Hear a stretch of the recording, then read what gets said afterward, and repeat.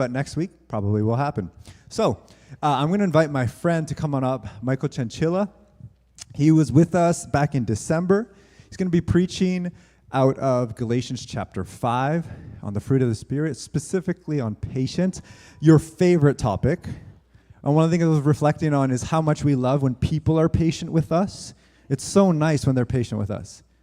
We don't like to always have to be patient with others or with God. And so that's why I asked Michael to come and speak about that. So, Mike, thanks so much for being here. You guys are planning a church, Village Vancouver.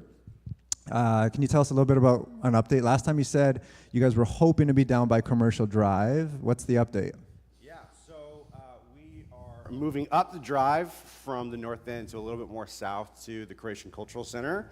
And we're looking to get started this fall, and we're, very excited. So core team, we've had preview services every month throughout the summertime, and very similar to what you guys did or are doing today when you guys are going to the park and doing a picnic. We did the same thing last week where we all hung out and did tug of war and did a whole bunch of stuff, and it was really fun. And we're extremely excited for this fall. Is that like a picture of what the church hopes to be, like this tug of war? Or I think we might have to do like a Cascades Village like tug of war. You know what I'm saying? Yeah. And then I'll say to my guys like, hush, and then they'll keep talking probably. Okay. Yeah. Okay. So you guys are a lot better. Thank you. That's so kind of you. Yeah. How can we be praying for you guys? Yeah, I think right now, honestly, it's just to start well. Sometimes you get really impatient, pun intended. You really want to get going and move in and you want to drive hard, but we want to make sure that everything's sustainable. We have kids volunteers. We have people who are in positions that aren't going to burn out very quickly. Like what happens in church plants sometimes is you want to just go so fast, and people are not cared for along the way. So we really want to just start well. And then ultimately that we're accompanying the story of what God's been doing with churches in Vancouver, and just joining alongside of people and not really trying to do anything much more than that. So we really want Jesus to be the focus, for him to be the primary goal of everything we do, and to join in on the story that God's writing here in the city. So. Yeah. Well, I'd love to pray for you guys right now. Yeah, thank you. Father in heaven, thank you for bringing another church to Vancouver. Thank you for the story you have been writing in our city. That you are the author of this story. No one else has the authority to hold that pen but you. And so we pray, Lord Jesus, that you would continue to write that story through Village, Vancouver, as they meet at the Croatian Cultural Center. That you would give them wisdom with all the different people serving and being involved, that they would have wisdom in serving and doing the work that they do in a sustainable way, a way that depends on your strength and wisdom and power and not their own. And I pray that you would bless them as they start in September and October. That they would meet people from the neighborhood who right now don't know you. People who are looking for life, purpose, and meaning and trying to make sense of life. That they might find answers amongst this community, Lord, that you are forming. We pray that you would continue to lead them. And that there would be other churches who come to Vancouver, who would make you known in our city for your glory and for the joy of your people. We pray in your name. Amen.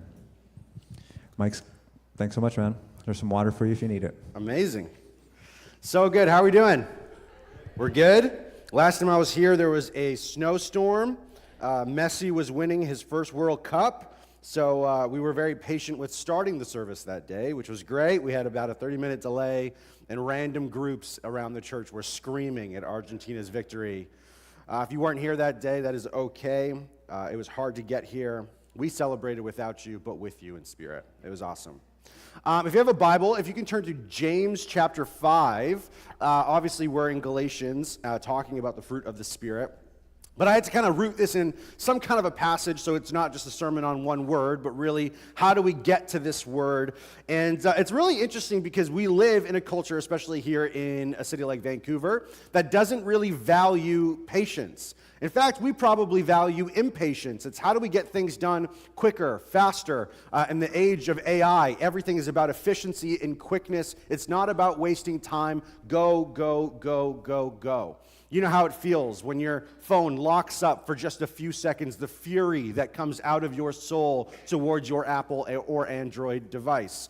You know the feeling when your computer does not boot up in the time that it does. You know when you're on your Mac computer and the little rainbow begins to begin, or on your Windows and the circle begins to go. A fury happens in your soul that tells you you are probably someone who needs a bit of a longer wick when it comes to lashing out at technology and devices. It's waiting in the line at the bank. It's waiting for your children to come out of school. There are these moments of impatience that cultivates your soul to say, ooh, maybe I'm not quite there.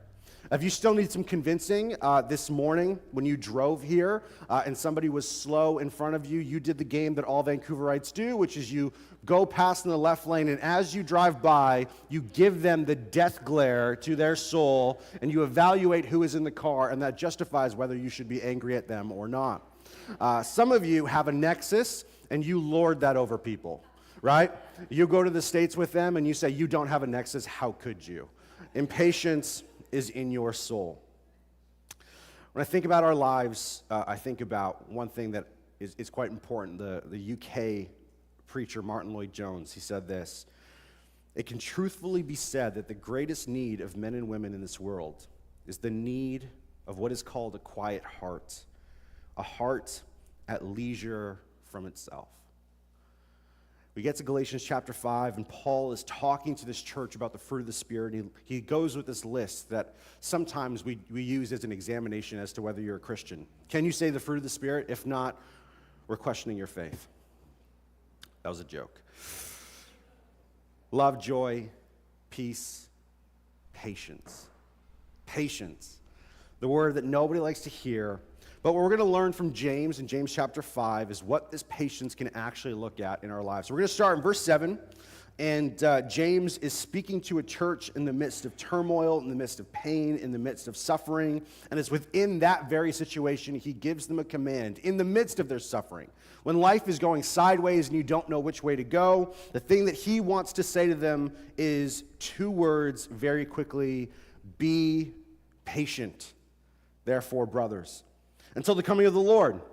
See how the farmer waits for the precious fruit of the earth, being patient about it until it receives the early and the late rains. You also be patient. Establish your hearts, for the coming of the Lord is at hand. Do not grumble against one another, brothers, so that you may not be judged. Behold, the judge is standing at the door. As an example of suffering and patience, brothers, take the prophets who spoke in the name of the Lord. Behold, we consider those blessed who remained steadfast. You have heard of the steadfastness of Job, and you have seen the purpose of the Lord, how the Lord is compassionate and merciful. It's interesting, I love photography, and I got into a kick during the pandemic where I would take film photographs and then I would develop them in my bathroom in the complete darkness, because you have to be able to develop it that way. So I remember I had 3 friends over at my house, and I was like, guys, we're going to develop film. And they're like, this is awesome. And then it just ended up being 3 guys in a bathroom with the lights off. You couldn't see anything. And I'm like, we thought this was going to be fun. And then it just became a kind of strange situation that we're all here right now, and we can't open this door because the film is going to get ruined. And there's this kind of process that you begin to learn about. You have all the chemicals, and you put the chemicals into this canister, and you put it with the film, and then you have to patiently wait for the timing of the chemicals and the film to unite in such a way that it transforms or changes the film in such a way.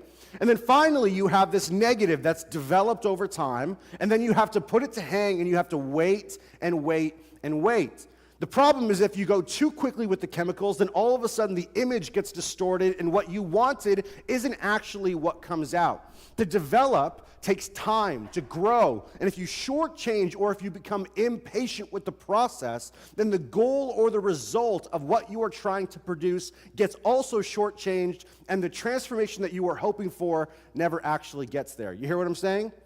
James is having this exact same conversation when he refers to the farmer. It's a goal of having, and I'm going to try to describe patience in a way that goes around it, and hopefully you get the feeling. Patience is the ability to accept delayed gratification. Patience is the will to wait. Patience is trusting that God's timing is greater than our own. We are not patient.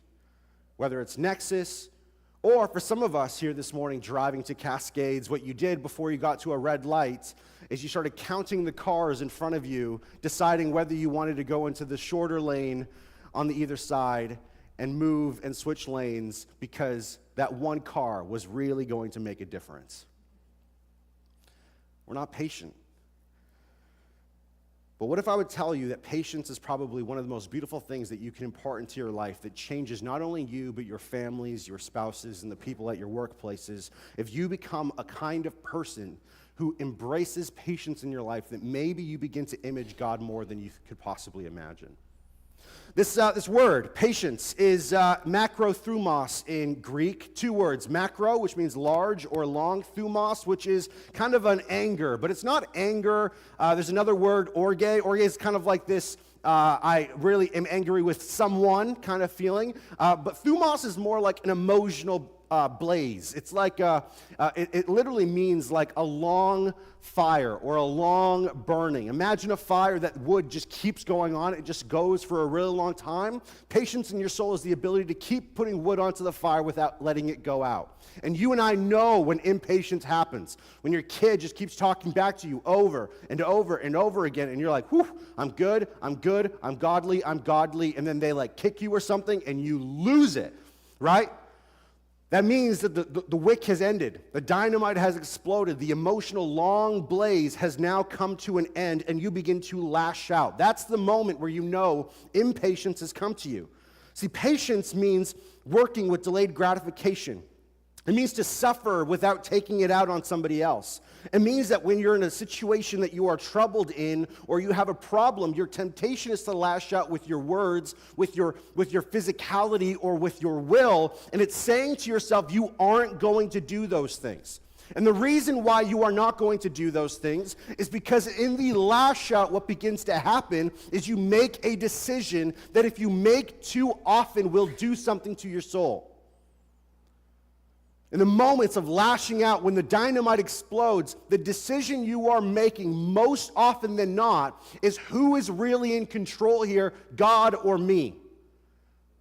And if you make the decision to say, I'm going to take the reins on this situation, regardless of whether you even can, it's a process where you're saying, I'm going to take this in my own hands. I'm going to be in control. God, sit on the bench. Let me take the spotlight.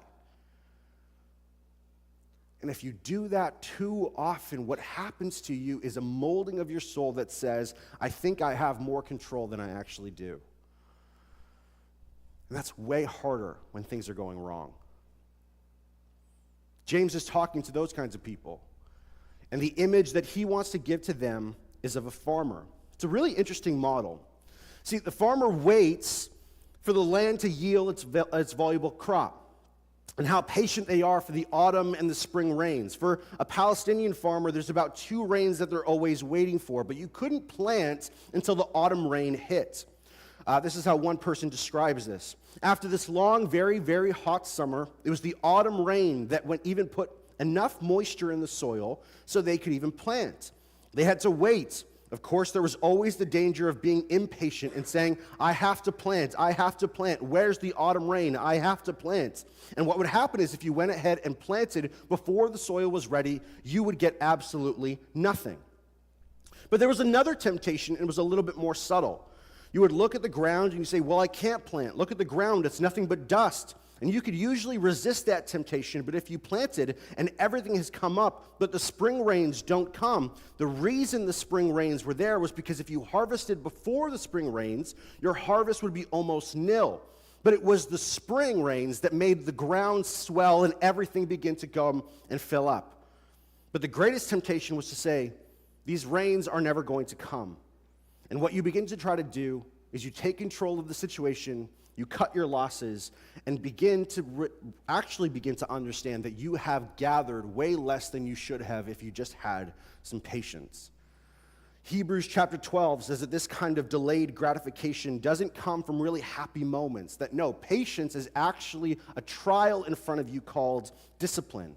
when these disciplines, trials that are helpful and painful come into our soul, what it's going to do is it's going to yield a harvest of righteousness within our souls that we are trained upon to be patient and patient and patient and patient. And that we trust. It's this whole sense of trust, because in this passage, what James is trying to say to this congregation is you have to wait. Wait. But Christian hope is not waiting on something, it is waiting on someone. It is a relational dynamic that says God is going to do something about this. I have a puppy. He's very, very cute. We left him at home today. We were going to bring him, but we're not sure where he's at in his faith. So we're trying. He did alpha. So we had him at home. And there's moments, for a number of different reasons, he would come over, right? People would come over to our house, and we would have a treat, and we would say, his name is Bo, and we would say, Bo, sit. And Bo would sit. And then we have the treat, and we would walk away. We'd put the treat down, and we would say, wait. Why are we doing that? It's kind of cruel. It's like the dog waiting for the treat. In some occasions, it's because we want to look cool, right? To our friends, like we know how to train him, even though we don't at all. And he sits patiently, and he waits, and he waits, and he waits. There's another context where the dog will jump up on us, and he'll disobey, and we're like, no, go down. And what do? We sit there, boom, he sits down, we go, wait. So sometimes it's not only just to show who I am as the person training the dog, but it's also to show whether this dog is going to be obedient or not. Or there are moments where we tell him, sit, wait, because it's the only way that we can get him to sit down to brush his teeth or cut his nails or do something that he wouldn't want to have happen himself, so that we're able to do the things that he needs to have happen, but he can only do that if he has patience. The whole thing about patience is a relational dynamic of God saying, can I really trust you? Are you going to be the kind of person who trusts in their own timing or in mine? Are you the kind of person who has to ask the question, why, every time God asks you to do something? Because for us to go, God, why do you want me to do that? Why do you want me to do that? Why do you want me to do that? Is nothing more than trying to take the reins and control of the situation to see if it's acceptable or not. The patience dynamic is one that says, do you want to develop and grow? And the only way that happens is if you wait on me to be the one that does the actions and you don't take the reins for yourself and take the control.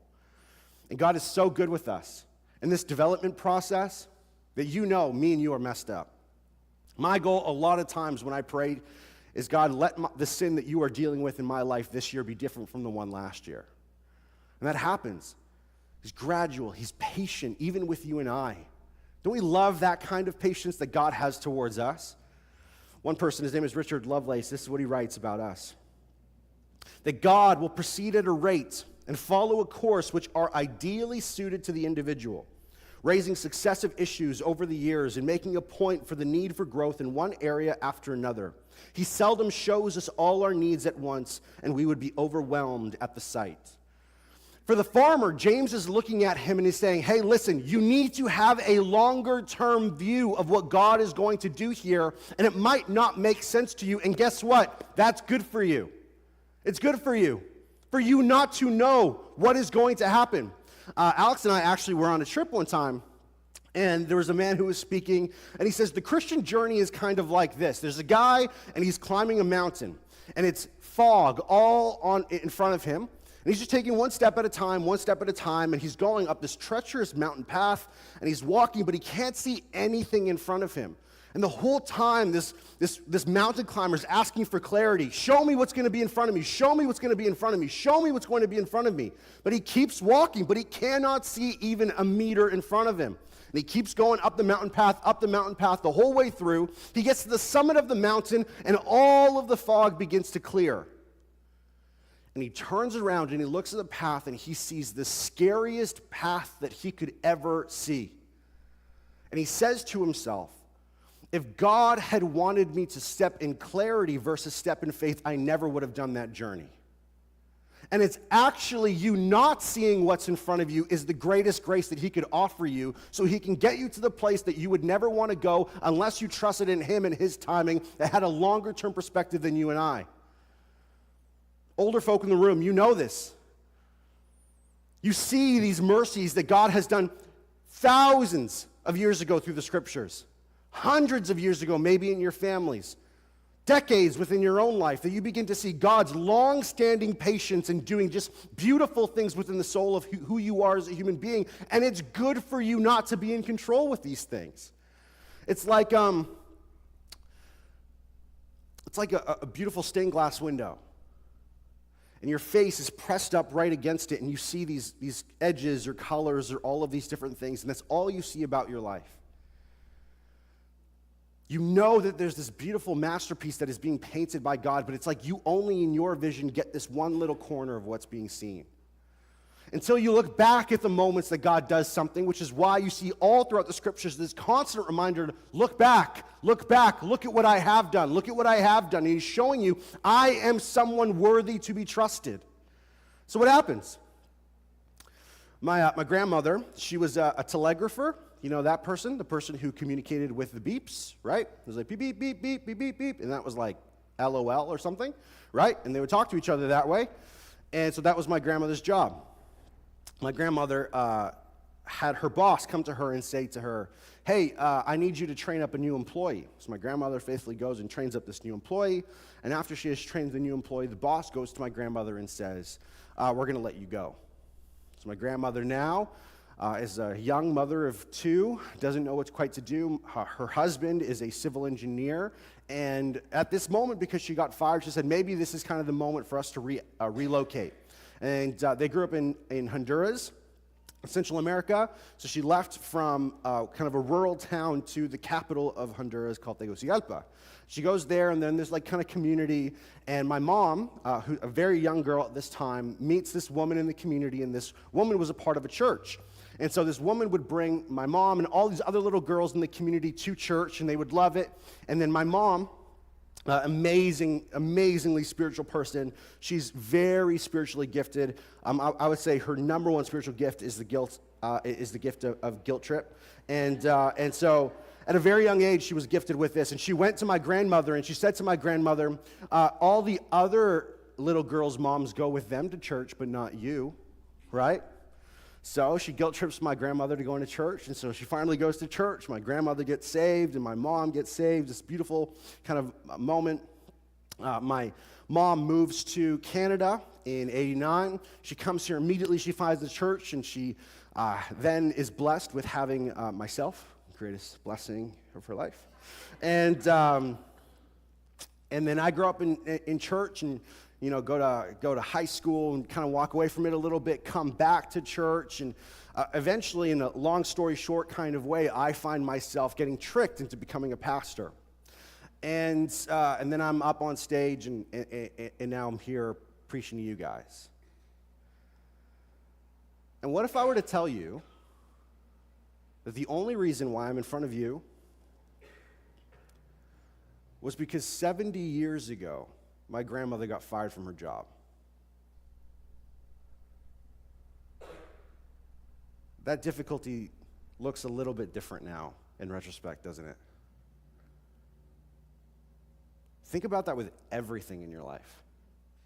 And ask yourself the question, who's better at being in control, you or him?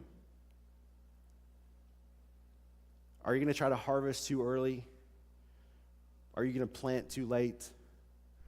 And at moments, you begin to realize about your own life, and you go, I'm not quite smart enough to try to do all of those things, but God saw my grandmother getting fired and saw that as a way to bring a ministry to people in his way of doing things that actually is much more important. And then he says, do not grumble to this community. And don't we love doing that? Don't we love being the kinds of people who are impatient and let everybody else know? You're sitting there and you're waiting for the waitress to come back after she's given you your beverages and waiting for your order, and it's been 20, 30 minutes now.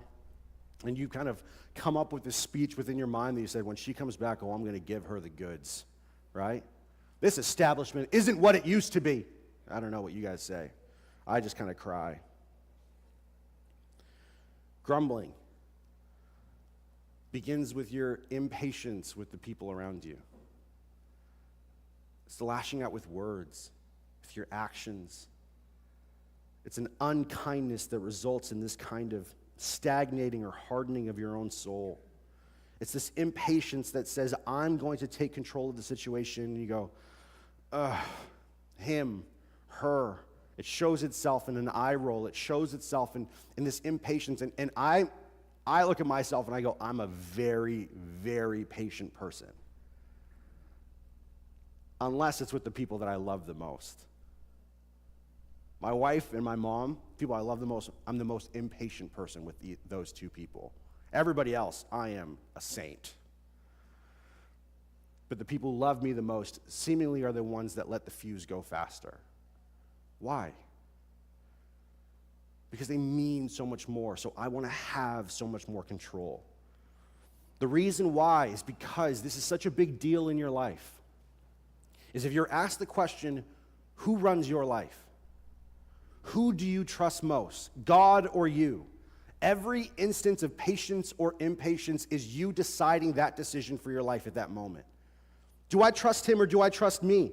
Whether it's somebody being silly or dumb, somebody who's not going through the process that they're supposed to, and we break ourselves into this kind of like, are you serious? What's wrong with you? Why would you do that? That's not what you're supposed to. And you know these words have come out of your mouth. And it's like the fuse has ended, the fire has exploded, you have gone off, and you find yourself in this sense meeting frustration or disappointment or disillusionment with this anger that says, who is going to be the judge of this moment? I am. I'm going to take control. You have done something that frustrates me, and let me give you the judgment that I have to give you, which is why James says, I need you to understand who's really the judge. Because the only way that you can be patient if you understand that your role is not his role. If he's the judge and you are not, then all of a sudden the control goes to him. And so the injustices that are in your life, the frustrations that are in your life, you no longer have to grab the reins to. Why? Because I don't actually even get to judge anyone. That's not my job. That's his job. And if I can let go of that control and understand who he is in a moment, then in these moments of patience, I can say and ask myself the question, do I trust myself or do I trust him? And we should say that I trust him. What we're trying to say is with difficult people and with difficult situations in our life is God's timing is greater than ours. God's wisdom is greater than ours. God's power is greater than ours. God's intellect is greater than ours. God's control is greater than ours. It's a definitive moment of the impatience in your soul to say, who do you really trust?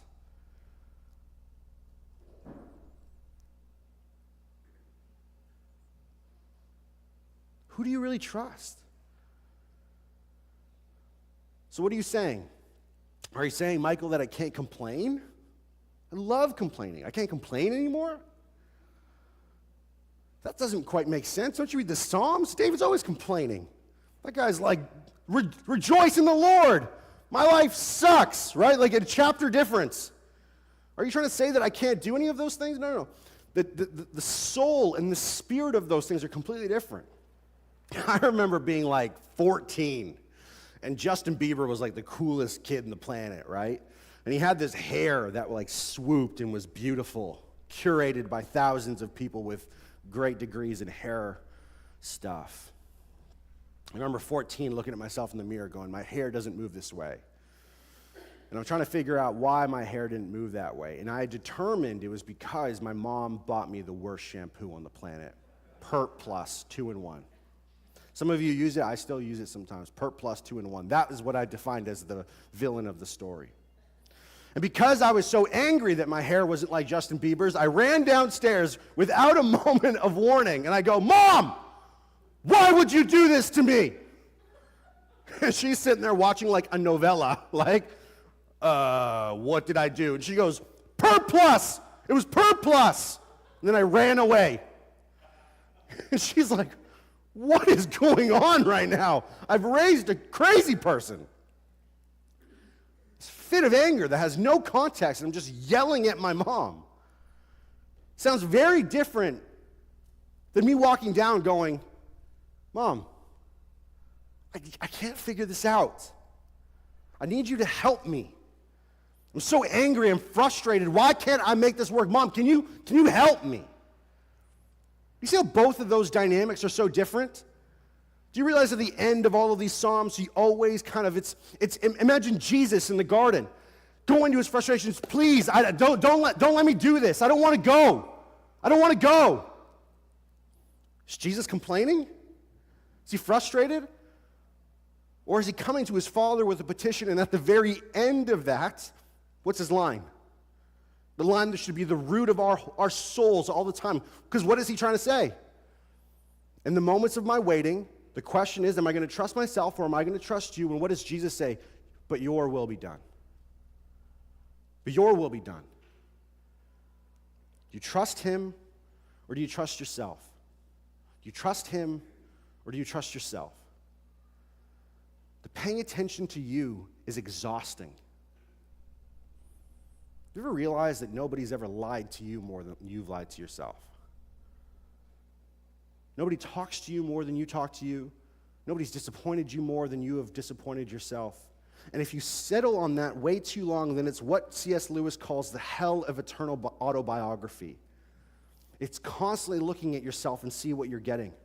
It's, I'm not this, I'm not that. People aren't giving me this. What should I have? I don't know. Maybe I'm a failure over and over and over again. We go into our lives because we're paying too much attention to me.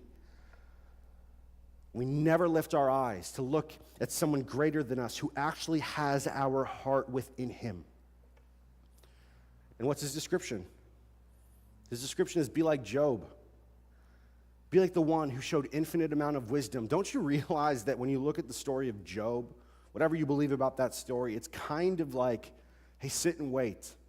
Let me show someone that you really trust me. Don't you realize that Job is this story of going, let me put some really difficult things into your life. And what's the main goal of this? Do you really trust me? That's what this patience is. He had lost family. He had horrible friends, these relational troubles. He had physical trouble. He had mental distress. His wife told him to curse God and die. He had economic troubles. He had spiritual troubles. All of these things were in the example of Job. And Job, in the most real trouble, in the most real issues of abject poverty, of bereavement, a terrible torment of body and mind, throughout all of those things was not consumed in his own self that he wasn't able to see God at the end. And the final refrain, this beautiful thing that Job says at the very end of this book, is he says, my ears have heard of you, but now my eyes have seen you.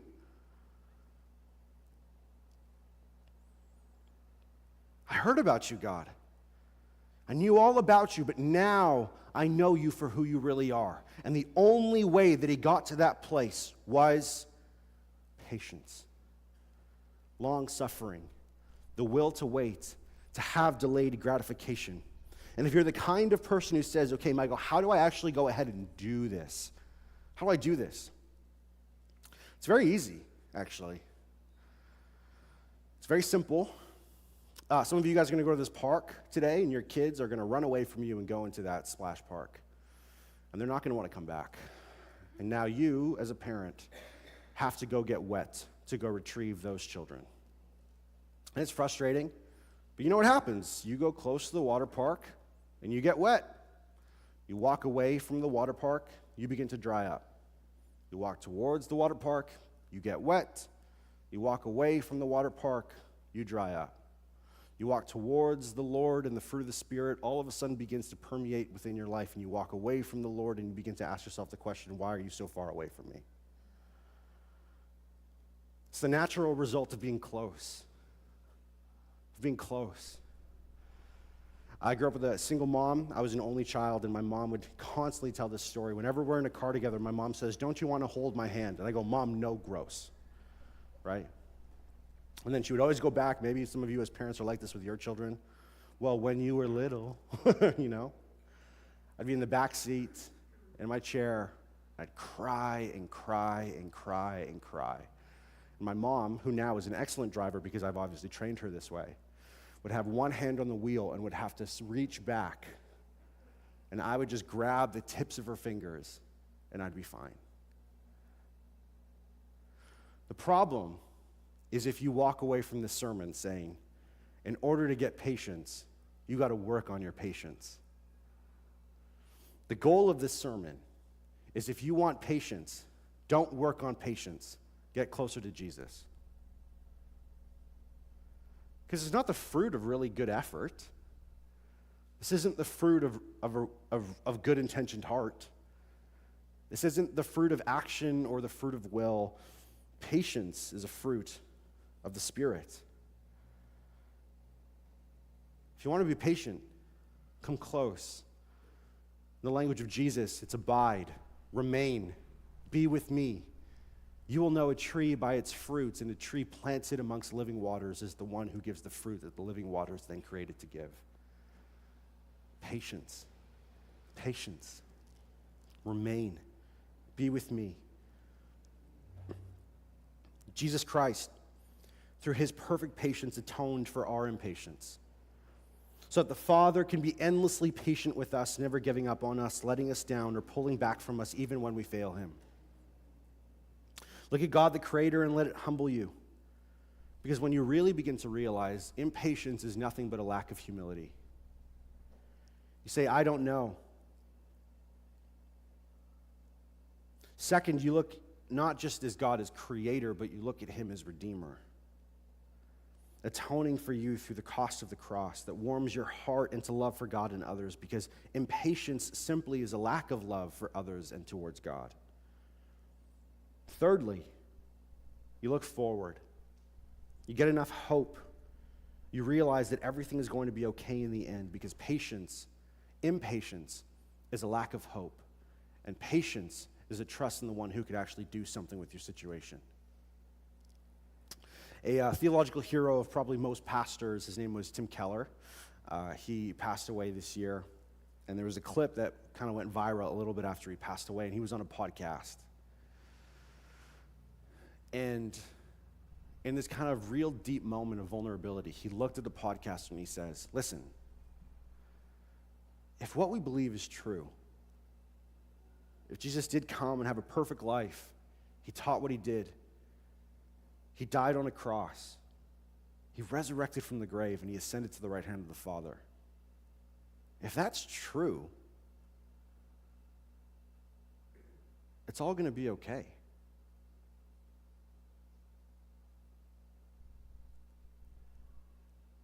And the moments of patience in your soul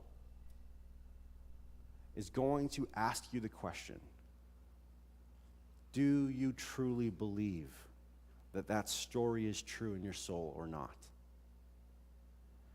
And the question for patience, once again, is not how do you become more patient?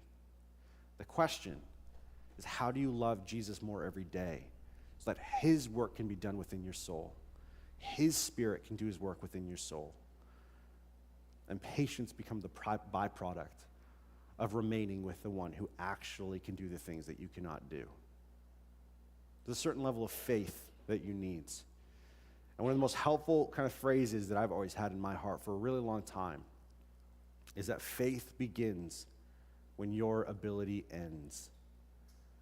And impatience is showing you your ability has ended. And so we take a moment to remember